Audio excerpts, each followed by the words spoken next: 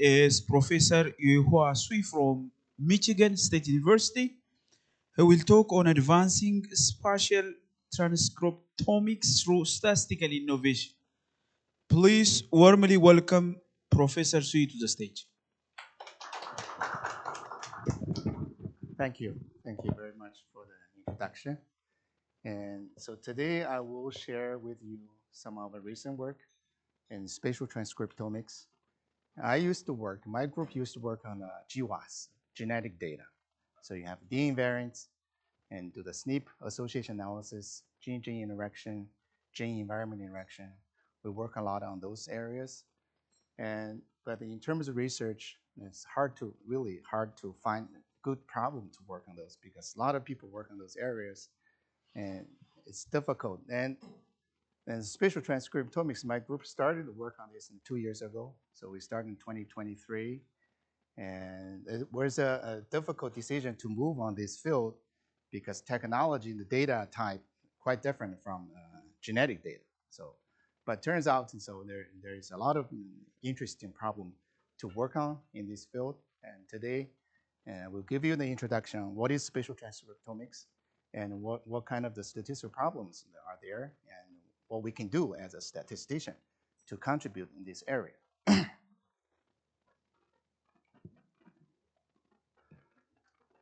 So you might heard about the gene expression data and single cell sequencing. And imagine these are the single cells, and you can do the sequencing of the cells and thousands of genes within the cell. So each cell, then you can measure gene expressions over 1,000 genes. So this is a tissue section. So imagine this can be a tumor tissue section or the brain, and you cut it, get a section. Then you map those single cells back to the tissue. So those cells are extracted from the tissues, right? And you map it back to those, then you get a spatial transcriptomics. So now each spot, so depends on resolution. You can have a spot level data, or you can have a single cell resolution data. So single cell resolution is each spot is a single cell. Then you measure gene expression, 1,000 gene expressions at each location. Now you can get an understanding of the gene expressions across the spatial locations tissue section. And for the lower resolution, each spot represent multiple cells, so contain maybe 10 or 20 cells. So it's kind of like a small bulk. It's a small bulk, and you can measure thousands of gene expressions at each spot. And from those gene expressions, and now that you can see the spatial pattern of the gene expressions, and from the data, the downstream analysis, you can identify spatial domains, also considered as a spatial clusters. And based on those gene expressions and some of the regions, you can do the correlation analysis, and also you can identify, for example, this is a domain maybe related to tumor, then you can identify those gene expressions specifically expressed in this domain, tumor region, compared to other regions.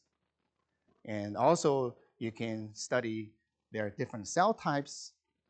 You can study the cell-cell communication or interaction. And also, you can infer those different biological pathways and different functional mechanisms. So I will walk you through some of those problems. And so this is the spatial transcriptomics. And I can show you some of the genes. It's a little bit delayed. And for example, this is one of the genes, and this is the tissue section. You can visualize the expression of that genes, and they only express in certain regions, not the other regions. This gene only expressed over here, and you can also do some of the dimensional reduction technique, UMAP or t-SNE, to visualize the clusters of those cells or spot. And you can do this classification. And another area of research is the annotation. So based on those clusters, you can annotate those cells, and they may belong to a particular cell type. Maybe T cell, this is the B cell, and maybe this is the dendritic cell, or macrophage. So here's a cartoon view of the different transcriptomic techniques. And I generated these pictures using the ChatGPT. And imagine this is the complex tissue. And the old technology with the bulk sequencing and bulk genomics is you put everything together. Okay, you put everything together. You have a sample, you have a P genes, you measure the gene expression abundance for each gene for the particular cell, but you cannot really distinguish the gene expressions coming from this cell type or their cell type. So this is it's each color or each fruit represent different kind of cell types. So maybe this is a T cell, this is the immune cell, this is our tumor cell, or different cell types. And then later on, there's a single cell technology. Now, instead of put them everything together, now I can get this single cell. So each, this is maybe this is a T cell, I can measure the gene expression for their cell, get an abundance. But imagine this data is more sparse compared to the bulk, more sparse. So you have M cells and measured on P genes. And the spatial transcriptomics, now you have a spatial context. In addition to this count matrix, we call this a count matrix. Now you also have another matrix, this n by 2 matrix, or this is the spatial coordinates. You have a spatial coordinate. So this is the basic, this is the data. This is the data you have. And you, of course, when you have these spatial coordinates, then you can map back to the spatial locations. You can visualize and this each spot where they're located. For example, spot 1 located over here, spot 2 maybe located over here. Okay, so this is the data. It's simple. So the spatial transcript is actually considered as the method of the year in the 2020 by Nature method. And it's really a breakthrough in the spatial technology to advance the research, scientific research in molecular biology.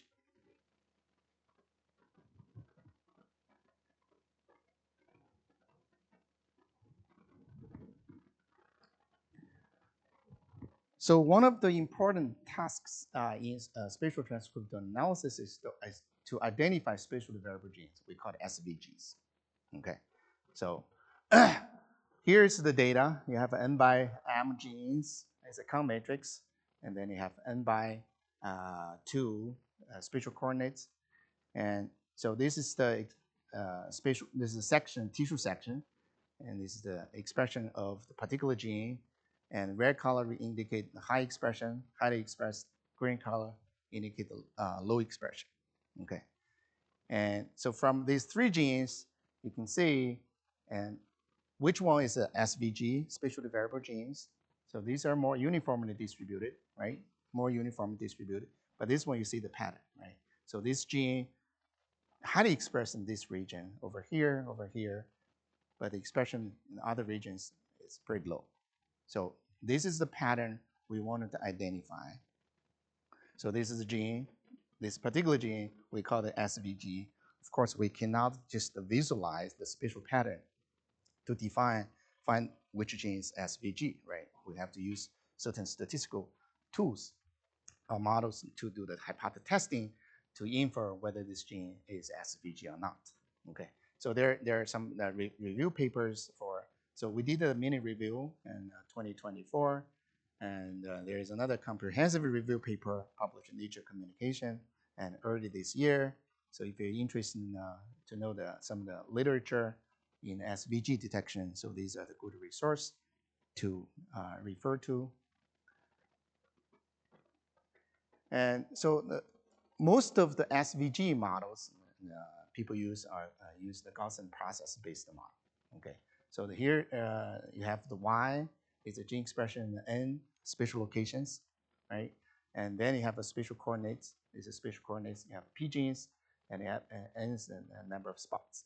Okay, so the simple Gaussian process is the Py, your N spot spatial locations, and follow multivariate normal distribution with some of the X could be some of the covariates. And then you have a spatial covariance matrix. This is a random term. And this the K, that's the spatial kernel. So the people use the K as a spatial kernel. You can imagine this is a spatial Gaussian kernel calculated based on the spatial distance, 2 spots. Spot 1, S1, S2, you know the distance, and you can calculate that similarity. And then you try to estimate this sigma s square, and then you try to test it. Sigma s square equals 0 versus positive sigma square s. And if it's significantly, you reject this, then you claim that particular gene is an SVG. It's simple. Okay.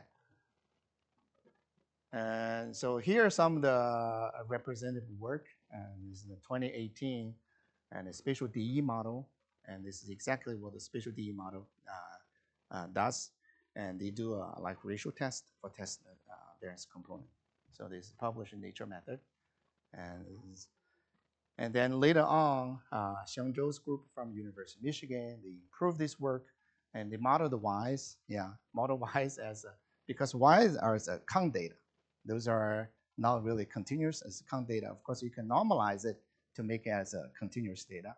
As a count data, assume follow Poisson distribution, and it's a mean. So the model, the Poisson mean lambda has these are the covariates and fixed effect, and there's the BS, that's a spatial random effect. Okay, BS is spatial random effect, and the BS follow multivariate normal distribution with mean 0, and the variance covariance is the variance component, and also this K is a spatial kernel. And a spatial kernel, they actually use two types of kernel. One is the Gaussian kernel, and the other one is the Gaussian kernel. So Gaussian kernel capture the local similarity, and the Gaussian kernel capture the periodic patterns. So some genes may be expressed here and not here and expressed other places. So it's a periodic pattern. So this is their work, and they published in the Nature Method in 2020. And this work, and they have a name called the SPARK, S-P-A-R-K. SPARK is quite popular approach.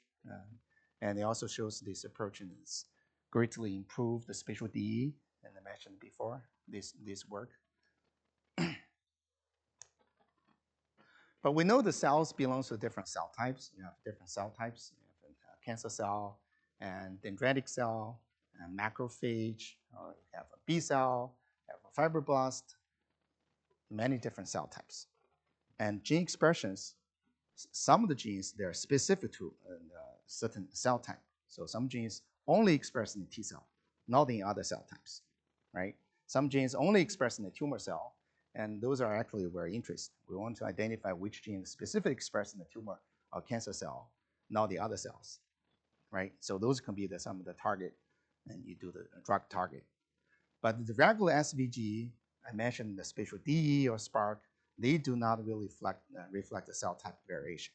So they kind of, the Ys, so over here, they don't differentiate different cell types. So this is actually is mixed together. So that motivated us to develop approach for the cell type specific SVG detection. And but why do we do the CT? We call the CTSVG, cell type specific SVG.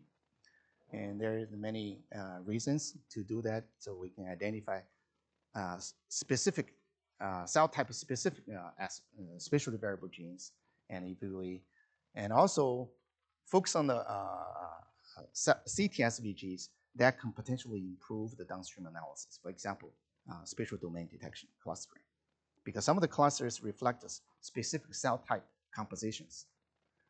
Also, the downstream pathway analysis. If we know this set of genes, they are T cell specifically variable, then we can quantify the pathways. So identify which pathways are enriched for those T cell specific SVGs.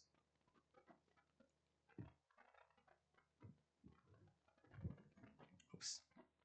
So here's some of the examples for the CTSVGs, the paper published in Nature. So it actually shows some of the genes, they only express in certain regions. These regions are certain cell type, specific for certain cell types.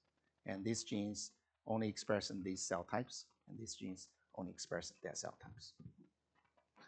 And if you can identify those cell type specific genes, and if you want to do the, imagine you want to do the domain detection or spatial clustering, and if you know this group of genes and shows a specific expression in this cell type, then it can potentially improve the domain detection result, right? You only use, but if you mix them together to identify domains, it's less likely you can identify these specific domains. So that's the another motivation for CTSVG detection. So to identify the CTSVG, and we need some other information. So currently, this depends on technology. So if you use the 10x Visium, so this is spot level as mentioned. So each spot contains 10 or 20 cells. And those 10 or 20 cells may belong to different cell types. So one of the important tasks before we do the CTSVG detection, we need to do the deconvolution. So we call the spatial deconvolution to infer the cell type compositions at each spot. So this is a spot, and after you do the deconvolution, and you can get it as a different cell types, this different color represent different cell type, and you can get an estimation of the proportion of a certain cell type in that spot. Okay, we need that information. So cell type deconvolution is another extensively studied area in spatial transcriptomics. So there's reference-based deconvolution. The reference is single cell reference. So you have a single cell data, and based on single cell, you know each cell, you have a cell type specific marker genes, and use those marker genes, you can annotate each cell. And then use those reference to incorporate in the spatial transcriptome with spot level data. And for example, the CARD method by the Xiongzhou's group is published in Nature Biotechnology. RCTD, this is Raphael group, they developed this, published, sorry, this is 2022. This is Nature Biotechnology, some other approach. And there are also some of the reference-free deconvolution. So it means you don't have the reference. So you don't have those information. And so that's one type of application. Another application is, so sometimes we do the deconvolution, we get the major cell types. And that's not the end of the story. And for some of the major cell types, people are interested in if there are some of the sub-cell types within that major cell type. And we want to further infer if there are certain sub-cell types. And there is no reference for those sub-cell types. And we can do the hierarchical class deconvolution. So that's the motivated for the reference-free. And that's so the reference-free, this approach, acid deconvolve, published in NC, Nature Communication, is one of the popular approach for the reference-free. And this approach actually used the latent dirational allocation model. So LDA model in natural language processing. So you have a document that contains words, and based on those words, then you can classify each document potentially belongs to what topic, right? Can be history-based, that topic, or maybe related to the sports, or maybe related to physics, or chemistry, or math, right? Or maybe a mixture of those different areas, topics, and you can get a probability distribution proportion belongs to different topics. And this is actually exactly as the spatial transcriptomics mimic those topic modeling. So each spot is a document, and each cell type is a topic. Then you have a genes. Genes are the words. Gene expressions, counts are the counts of the frequency of the words, certain words appeared. And based on those, you can do the LDA modeling. So this is acid deconvolve, use this approach. And there's another method in 2023, published in Nature Genetics, and they actually use a non-active matrix factorization. So you can get a latent topic.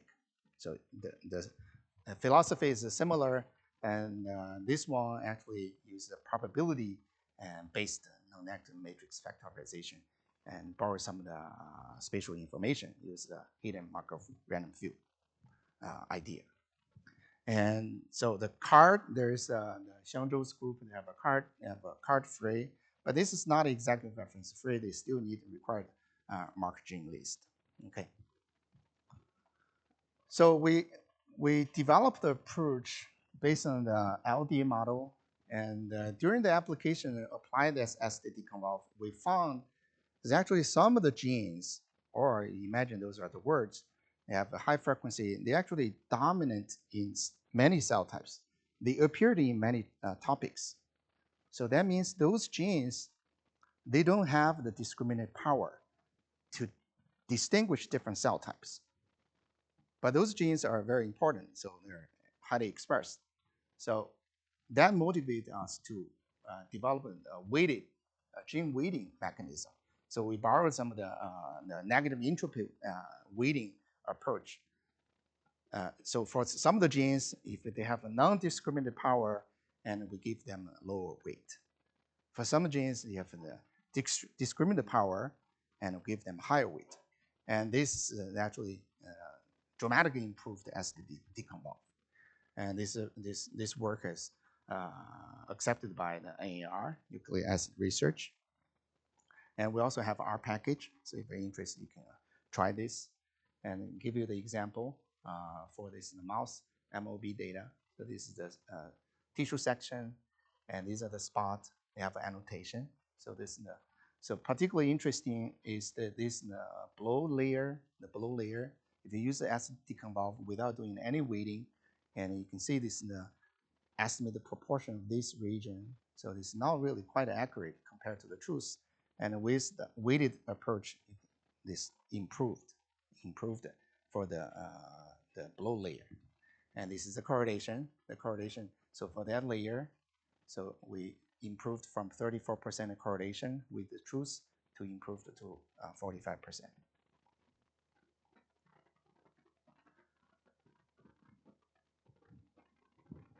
So there's a delay. Yeah. So after we get the cell type composition, those are the we use the W's. So here are some of the current CTSVG detection approach, and one is published in 2022. The other one is the Seaside. That's Raphael, the group from Harvard, published in Nature Methods 2022, and another one, Genome Biology 2024. So all these approach for CTSVG. So let's look at that model. So this one assume Y's follow zero inflated negative binomial, and that the mean parameter has a linear combination, is a weighted function of K cell type. So this is cell type proportion composition. Sum of the W K from 1 to capital K, that's total sum is 1. So it's a weighted, and then for each component, cell type specific mean, and the model as it's kind of linear model, right? And as the spatial coordinates, HS is if the H is an identity function, use the original spatial coordinates location. So it's a fixed effect. Okay, it's a fixed effect, and they also use the H as an exponential transformation of the spatial location. So it's kind of nonlinear. They claim that's a nonlinear effect. So they do the exponential of the spatial location, exponential transformation. And then they test this beta case. So you can test the beta K1, beta K2 equals 0 simultaneously to claim if there is a specific cell type K, if this gene is cell type K specific spatial variable. Okay?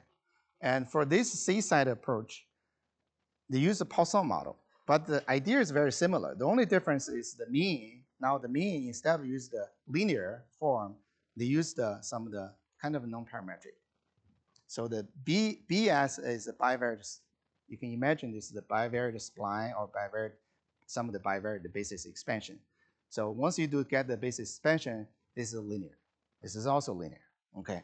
So they use the L. Their default L is 15. So you have 15 basis expansion functions, and then you have 15 beta. They test each beta equals 0. Then they choose the minimum of those beta, the P for testing beta, as the p-value for testing cell type K specific SVG. But this is still a fixed effect. And the SPVC is a little different, but the idea is the same.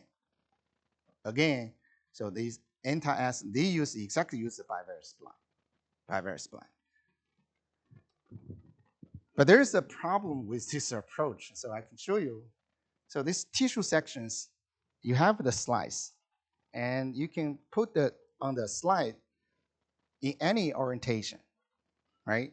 So if you change orientation, if you rotate it, and the spatial coordinates change, right?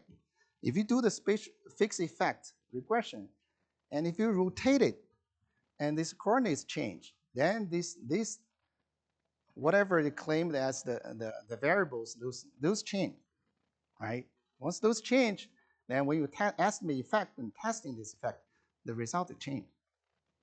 And then actually, that's the we did the simulation, and we found out that's it's a serious problem. So some of the genes, if the regional location is significant, if you rotate it 60 degrees or 30 degrees rotated, and that gene is no longer significant.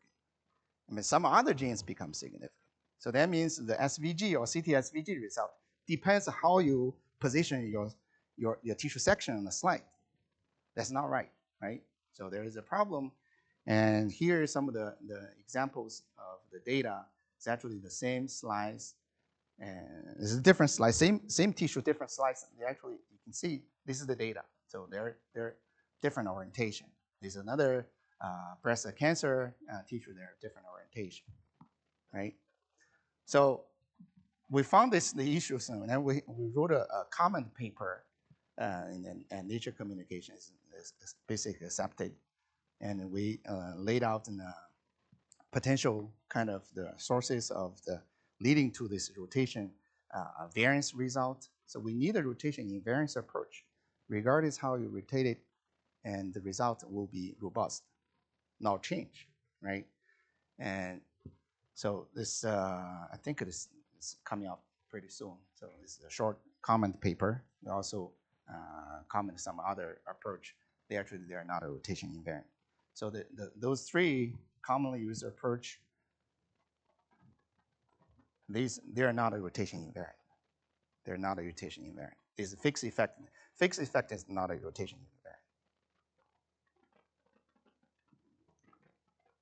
So our CTSVG, this is the paper published in NC earlier this year. So we showed this, you have to use this kind of distance-based approach. So the distance-based approach, they're a rotation invariant. So given the rotation matrix, and after your rotation, the distance will be the same. So the distance will not change, right? So you have to use the distance-based approach and to maintain this rotation invariance, regardless how you position your tissue section in the slide. Okay. So the Gaussian kernel is based on the distance, is a rotation invariant. So here is the overview of the stance, this model. So you have a data, and this is the key part. So we have this kind of mixture of the random effect. So we have this pi k is the cell type composition, and the gamma k is the cell type k specific random effect. And each component is multivariate normal. Each component is multivariate normal. Have the variance component with the spatial kernel, and together for the y's, the variance covariance matrix for y's is given for these four. And then we can test this variance component for the k cell type simultaneously equals 0 as a first stage. If you reject this, and the second stage we can test specific, say if the gene is cell type k cell type specific SVG. Okay, so and we have some actually the optimization step to optimize to make the approach scalable, and and we use the score test. So by the way, we use a score test. First stage, do the score test. We don't need to estimate this variance component. Pretty scalable, pretty fast. And once you reject, second stage, we also use a score test. Second stage can be challenged in terms of computational speed, and because we have to estimate the other cell type specific spatial variance. We currently work on the scalable approach and non-parametric version. Instead of doing this mixed effect model, we use a non-parametric version, borrow the U statistic idea. So I'll skip the simulation, show you the example. And this is breast cancer, or HER2 positive breast cancer data. And And one of the samples have 600 spots and it's 10,000 genes. And we use the stereoscope originally in the paper. They use this in software do the deconvolution. Got 8 cell types. And we compared with the Spark, Xiangzhou's approach and published Nature method. And we followed the Spark's QC procedure. After do the QC, we got close to 3,000 genes and with 600 spots. And after do the testing, the Spark identified 315 SVGs, and our approach, and we identified the 330. So the first stage could be a genes past the first stage test, could be SVG or could be cell type specific SVG. And the second stage test we shows have 286 cell type specific SVGs. And so here is the distribution of those 8 cell types, the total 286. And so epithelial specific SVGs from 204 epithelial. And followed by, this is the T cell, so 88 genes are T cell specific, and some of those B cells. Some of the genes could be epithelial and the B cell. So significant showing the different cell types. So by using those, the next step is doing the spatial domain detection. This is the ground truth. For that tissue sample, there is an annotation to the different domains. And used our result, we calculate the ARI. So the higher of the ARI values indicate the better estimation of the spatial domains. We get a 0.45 ARI. And if you use the Spark SVGs, and the ARI is 0.39. If you only use the CT SVGs, ARI is 0.42. So you can see this show the improved domain detection result by using this CT SVG. And the other advantage approach is we can do a stacked variance plot and to visualize the contribution of the particular gene in the B cell specific SVG. For example, these are top 20 genes, they mostly showing the B cell specific expression. And these are the CAFs. And the epithelial and plasma cells, they're more heterogeneous compared to the other cell types. T cells is quite homogeneous. So this gives you additional insight of the contribution of each gene, the variation in that specific cell type. And we can do the enrichment analysis for those cell type specific genes. For example, for T cells, we have 81 T cell specific SVGs, and showing so that those genes, they're enriched in pathways related to the immune response, response to stimulus, and immune effector process. So let's make a biological sense. And for B cells, those enriched B cells, there is a particular pathways, and for those genes in the, showing the B cell specific variation and enriched in this pathway, and that pathway is unique to B cells. And there are some of the functions for these particular pathways. So if you use the SVGs, you will not identify the genes they're enriched in the particular cell types. So that's the advantage of this type of analysis. So here is a brief summary. So the stance is a unified approach for both SVG and the CT-SVG detection, and the spatial rotation invariant.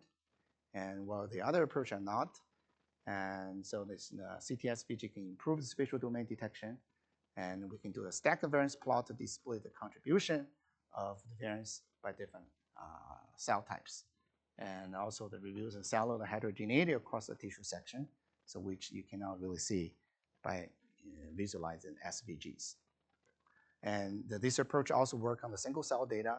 You can just replace the cell type proportions by cell type indicators. Instead of the proportion, you have indicator variables. So the recommendation is that if you want to do the domain detection, you better use this top CT-SVGs instead of the SVGs. So current practice is people use the top SVGs to the domain detection. So this, if you use the CT-SVG, you can see get a dramatically improved domain detection result. Here are some of the reference of this related to this work. So that's the first part of my talk.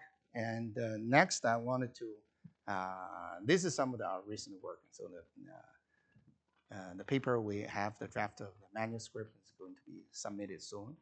And this is regarding the kind of the spatial trajectory analysis and also pseudotime. So in the single cell study, and there is a lot of the effort focused on the estimating the pseudotime. So those are cells, and they started to divide, the differentiate, and have different stage. Or sometimes people call it cell fate. And some cells in the early stage, then gradually those cells have to die and disappear. Then the new cells come out.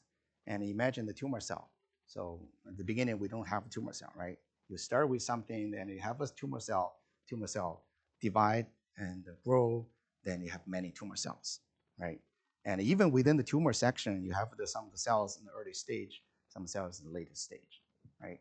So that's the concept of pseudotime in single cell. You can actually use some of the algorithm. There are many algorithms developed to estimate the pseudotime. So it's basically a reordering of those single cells, right? So you reorder this early stage, this cell, then you can have also different lineage, different branches. So some cells go into this lineage, some cells go into other lineage, and the ordering showing the kind of the pseudotime concept. Okay. So that in the spatial transcriptomes, we're thinking, how can we use those kind of the pseudotime information to identify the genes? They're showing some of the spatial temporal process related. Okay. In a single cell, there are algorithms developed for people to identify. If you estimate this pseudotime, then can you identify the people develop approach to identify the genes they're showing the relationship or variation across this pseudotime domain? Okay. So we're trying to borrow that concept in the spatial concept. Okay. So imagine this, remember this, the SD data is mapping the single cells back to the tissue sections. You get a spatial transcription data, right? So you just grab those single cells, put it back to the spatial locations, sections, you get a spatial transcriptomics, right? Then you can visualize their different expressions and different domains. And if this one has ordering, okay, if a single cell has a natural ordering, you can estimate the pseudotime. So when you put it back to the spatial location, what did that look like, right? So here is the heuristic example. So imagine these are the single cells. This is the dissolved in the tissues. These are cells. You can estimate the pseudotime. So it's order the cells. Now you map those single cells back to the tissue section. So what are the most likely patterns? So if it's from this one or this one or this one, is this possible? You just map to the spatial set. Is it showing the random pattern? Or could be something showing kind of the different layers, like the brain layers, right? You have brain, different layers.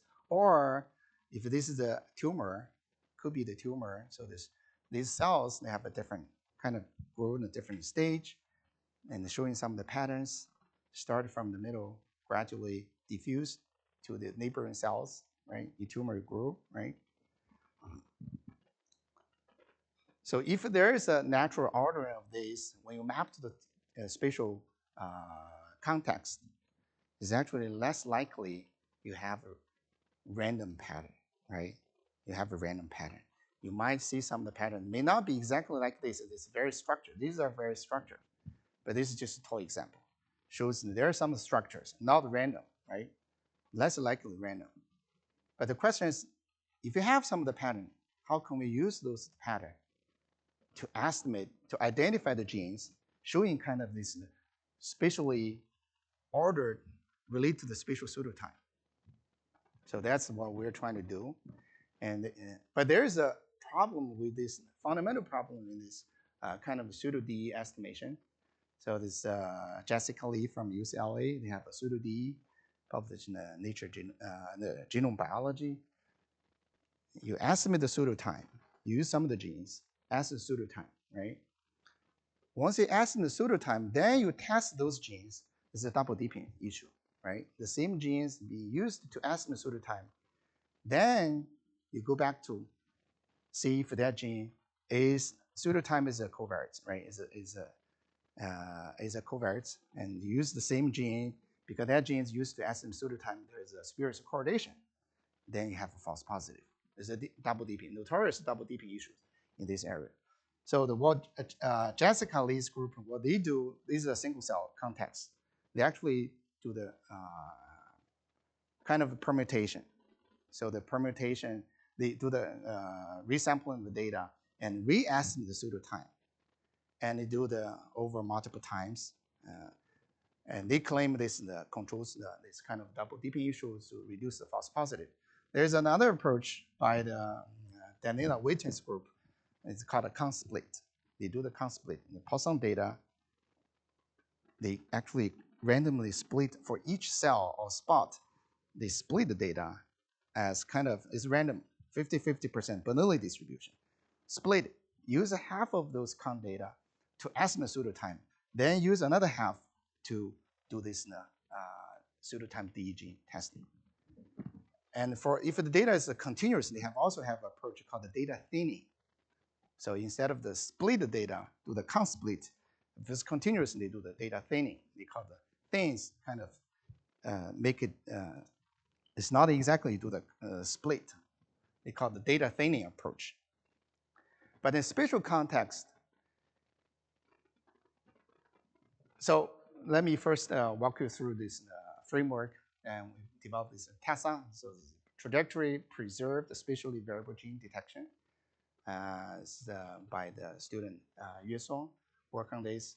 So we have, this is the spatial data, right? So you have total P plus N M genes. So these M genes are part of genes used to estimate pseudotime. So these are the, we call the signature genes. So we use this set of signature genes. So they're informative genes to estimate pseudotime. You don't want to use a random gene to estimate pseudotime, right? So that's the noise. You get a noise. So there are some of the marker genes or the signature genes estimate pseudotime trajectory, and then eventually all these genes has to be tested. Okay, all the genes. So if you use these M genes to estimate pseudotime, but going back to test these M genes, you have a double dipping issue, right? You have a double dipping issue. You have a false positive. I can show you this in a seriously inflated false positive. If you use the same gene to estimate pseudotime and then going back to test these genes. So the model is similar to our CTS-VG model. So instead of cell type composition, we added a spatial, this is the temporal kernel. So you estimate the pseudotime, you have a T. T is reordering of the cells, right? You have reordering cells. Based on the reordering of the cells, you can calculate the distance of the orders of those cells. And then you can calculate the kernel, okay? So then you test this. This is spatial kernel, spatial variance, and this is the temporal variance. And it's simple. So there's a mixed model, and you have some of the covariates, and you do the two-stage testing. First stage test, see if it's 0, if you reject it, and the second stage, you test if the gene is a spatially variable or it's a temporally variable. Okay, idea is very simple. It's a mixed effect model. The question is, how do you address this double dipping issue? So we have come up with we tried the count split. We tried the count split, but it turns out still the type 1 error, false positive, cannot be controlled. So we come up with the very simple idea of leave out. So we use the, so idea is if a signature gene used to estimate pseudotime shows significance, when you do the testing, shows significance, then we just go back to remove that gene from that list of the genes used to estimate pseudotime. You get another pseudotime estimation, and then use that estimate pseudotime to test this gene again. Now that gene is being removed when you estimate pseudotime, but the assumption is no single gene dominates the pseudotime estimation. So you kind of estimate another pseudotime, and usually the signature genes you have 30 or 40, so it's less likely any single gene will dominate your pseudotime estimation. So by removing that and going back to estimate pseudotime, going back test that gene, And that gene, if that gene is not, if the original is false positive, by removing that gene as in the pseudotime, going back to test that gene again, that gene is less likely to be significant. Okay, so we have an algorithm. So I'll show you some of the simulation results. And it turns out, and this approach, very simple. Idea is very simple, but it works very well. Yeah. So we use the compare with a consplit, and also with a compare with a spark. And so this is the end of the null, and this is the QQ plot of the p-values. And so this purple one is the TASA. We use a slingshot to estimate pseudotime. Estimate pseudotime, and going back to test the genes without doing the level out, you see the type 1 error is inflated, seriously inflated, false positive, because of double DP, right? Because of double DP.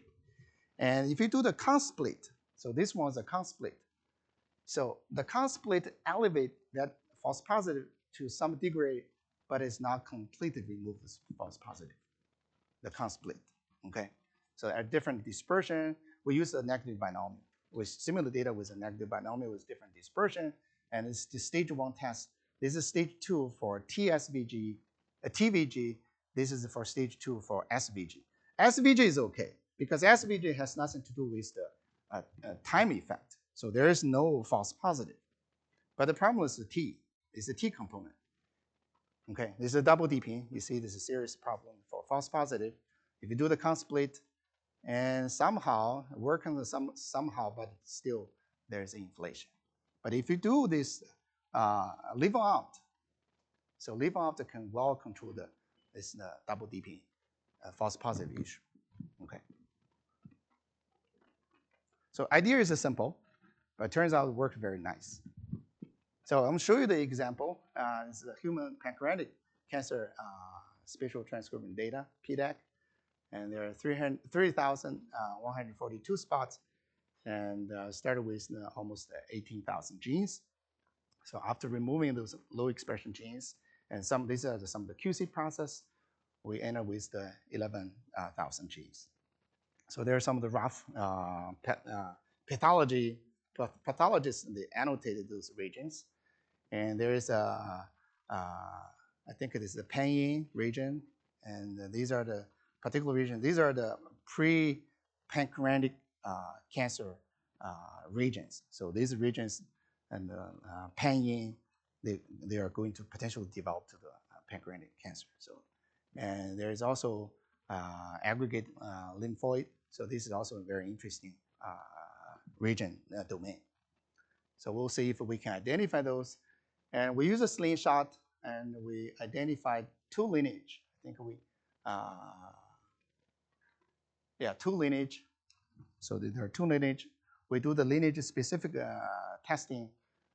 We identified almost 7,000 TSVGs, and the Spark identified over 7,000 SVGs, and overlapping with our result, over 6,000 genes overlapped with our approach. And for lineage specific, for the lineage 1 TVGs, we identified over 3,000. For lineage 2 TVGs, we identified 4,000. But some of the genes showing in the 2 lineage, so there is overlap.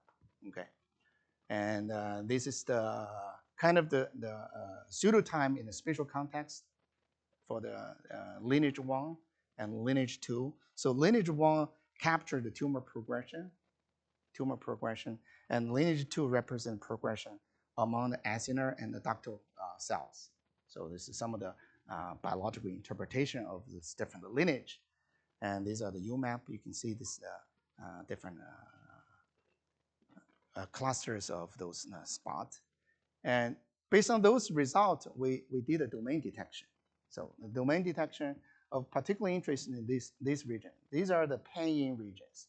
So if you use our result, the UTSVGs compared to the Spark SVG without considering temporal effect and the spatial domains, we actually have very clear 2 spatial domains over here. But the Spark of the domains And this, in particular, this one, these areas kind of mixed with neighborhood areas. So the resolution is not that high. So we get a better resolution. And there's another regions over here. That's the aggregated lymph node. And this area, we can distinguish this area separate from neighborhood by the Spark SVG.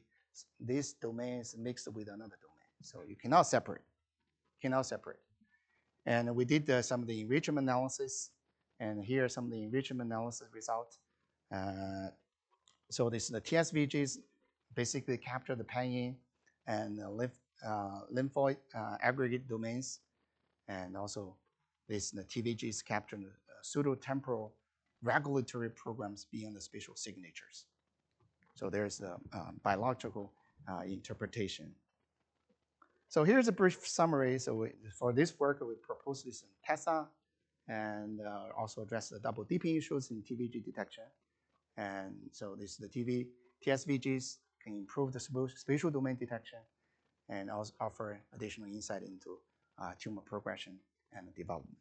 So the paper, we're going to submit this work soon. How much time I have?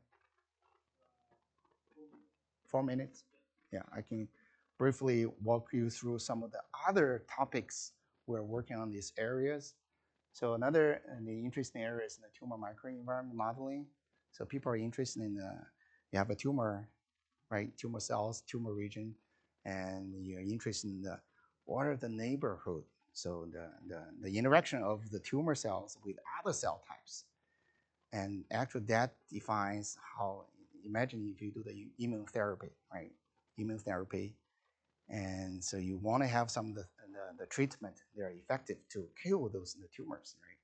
So they're interested in the boundary of the environment around the tumor cells, right? What are the specific cell types there?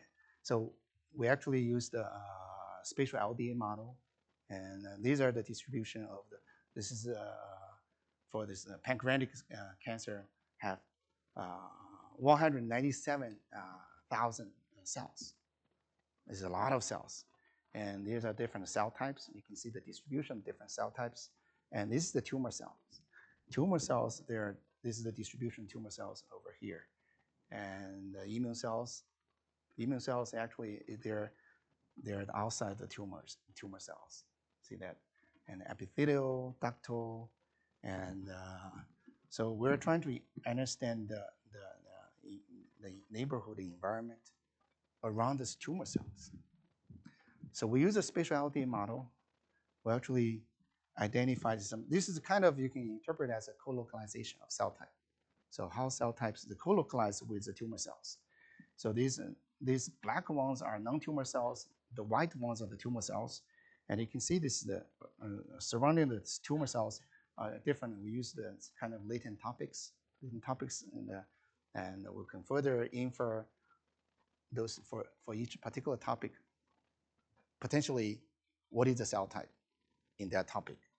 And you can see this is the tumors, and these are the green areas, and this form is kind of the boundary.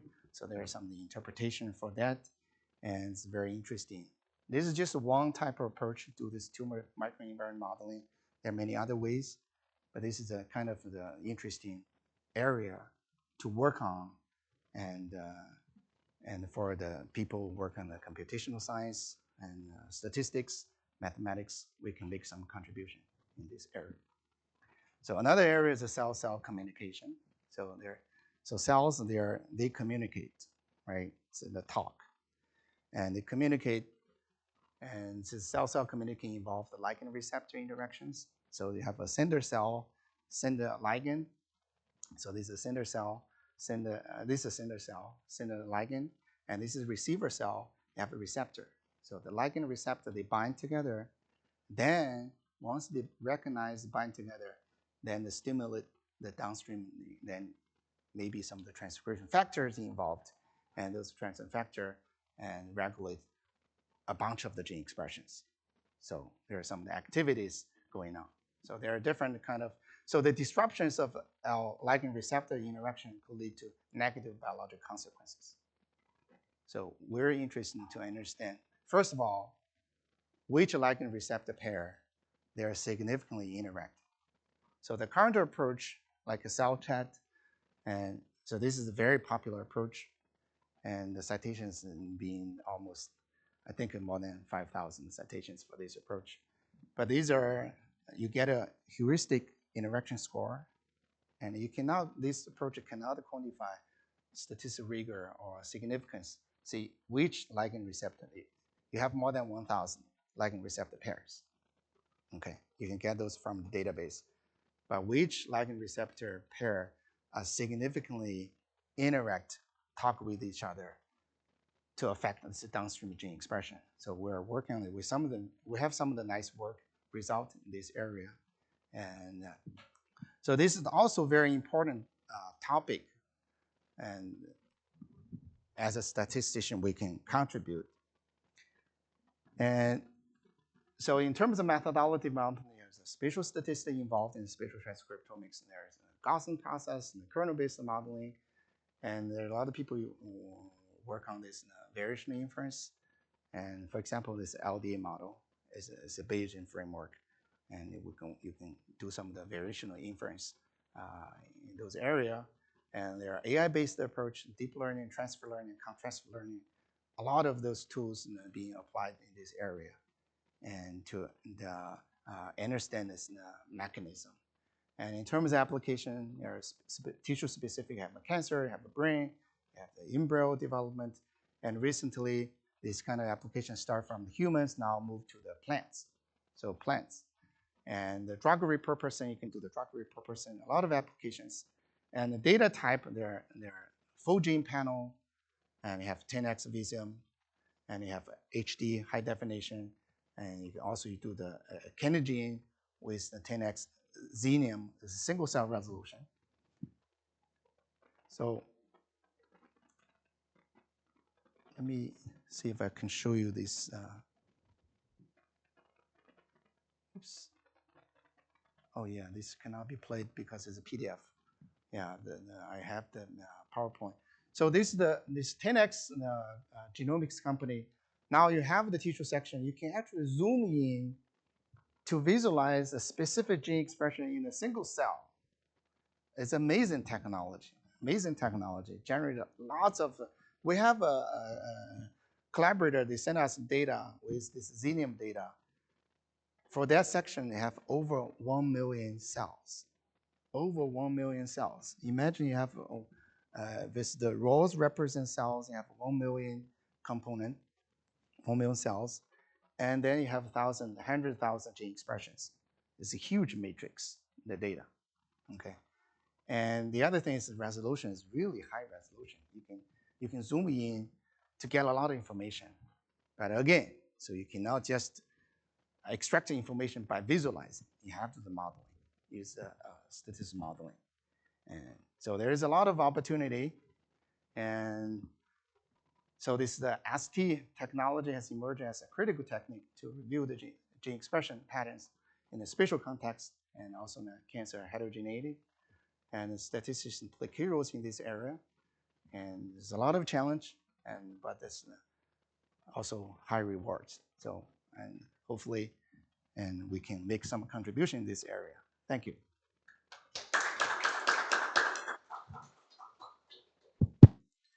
Thank you so much. Any question, please? Any question?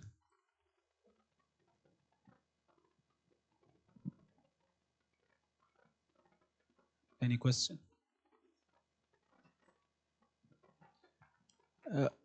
All right.